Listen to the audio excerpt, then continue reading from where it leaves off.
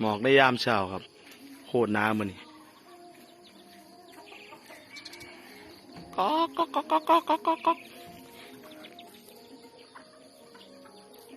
เอา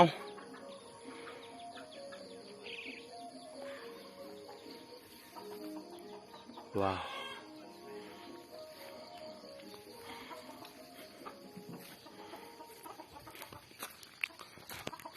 ต้องเข้ามาในบ้านจึงเห็นชัดกาฬสินธุ์ครับที่นี่กาฬสินธุ์บรรยากาศดีครับปลอดโควิดครับหมู่บ้านนี่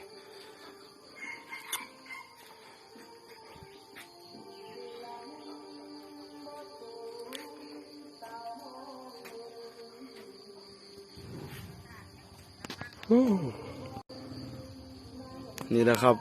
ความสุขชนบท